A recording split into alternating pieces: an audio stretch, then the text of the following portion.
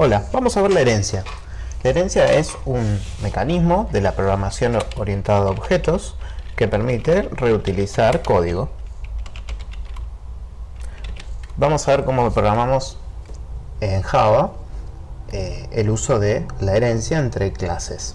Acá tenemos la clase persona con 3 atributos, 2 público y 1 private, un método que se llama presentarme que muestra los datos de esa persona, nombre, apellido y edad, un método getter y un método setter para la edad, que es el atributo que hicimos private. En el main instanciamos un objeto, le damos un nombre, un apellido, seteamos la edad y llamamos al método presentarme. Ahí vemos la ejecución, dice el nombre Elise, el apellido Bachofen y la edad 150 años. Ahora resulta que ya nosotros en el pasado teníamos hecho esta clase y queremos reutilizar todo lo que esta clase tiene, estos atributos, este método, estos métodos, para una nueva clase. Yo tengo la clase persona y ahora quiero hacer un software que maneja el control de los empleados de una empresa. Entonces yo quisiera hacer una clase empleado y esta clase empleado, bueno, le tendría que dar un nombre, un apellido, una edad, pero eso ya lo tenía en la clase persona. ¿Cómo podemos hacer para reutilizar la clase persona? Y bueno, lo podía copiar y lo pegar, ¿no? Lo selecciono, lo copio, ¿sí? Lo copio, vengo acá y lo pego. Pero yo esto ya lo escribí. ¿Por qué estaría copiando y pegando código? No tendría sentido, no sería práctico. Sería más complicado de poder mejorar y mantener los programas. Entonces, en vez de hacer eso, la forma de, en la programación de todos objetos, poder reaprovechar otras clases es el heredando. ¿Cómo heredamos? Con la palabra reservada extends. ¿Y de qué vamos a heredar? Y heredamos de la clase persona. En Java solo está permitida la herencia simple, o sea que hay una sola clase de la cual uno puede heredar. No puede heredar de dos clases, no puedo poner otro extends y extender otra cosa más acá, no se puede. Extiendo de una clase persona. Bueno, o sea que yo ahora tengo un empleado y aparentemente en la clase empleado no hay ningún código escrito, no hay ningún atributo. En realidad tengo todo lo que la clase persona tiene. Vamos a instanciar una persona, perdón, un empleado, al empleado 1, new empleado. Bien, con esto, bueno, podemos instanciar un objeto. Ya saben que existe un constructor implícito, o por default, que todas las clases de Java tienen. Y no le pusimos ningún atributo a esto. No, pero recuérdense que lo vamos a heredar de persona. Fíjense, al E1 le vamos a poder dar un nombre.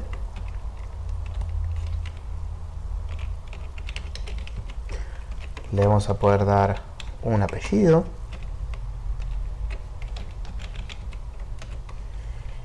Y le vamos a poder setear una edad.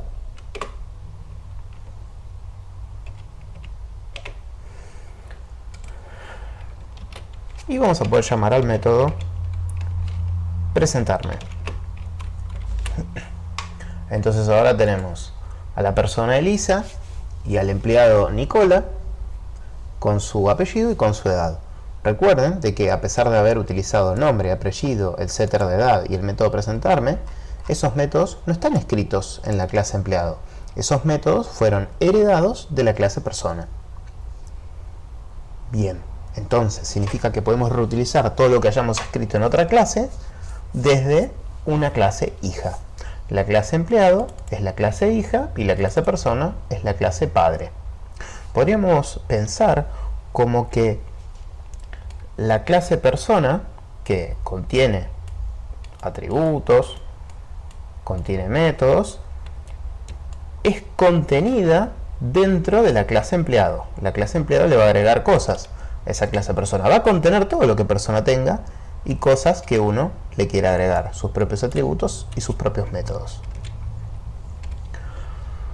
Bueno, por ejemplo, un empleado puede tener un sueldo,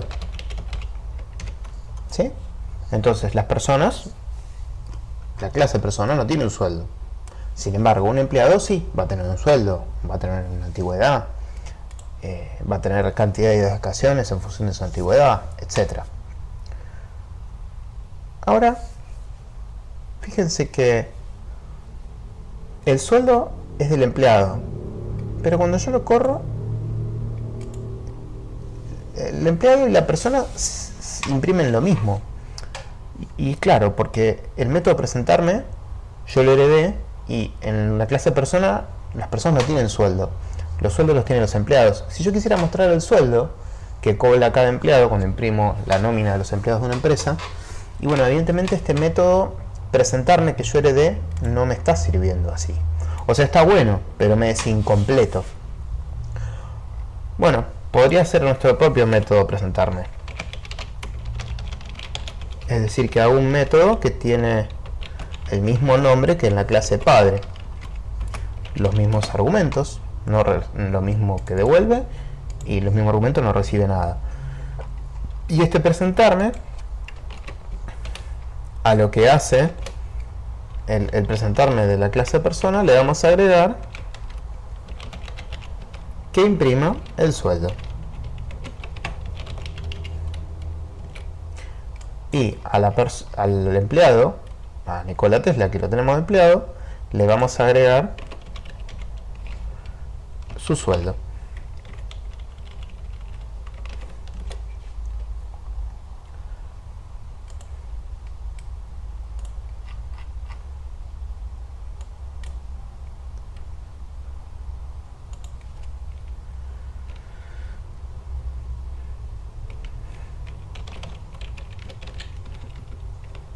Acá había olvidado que edad era un atributo privado en la clase padre.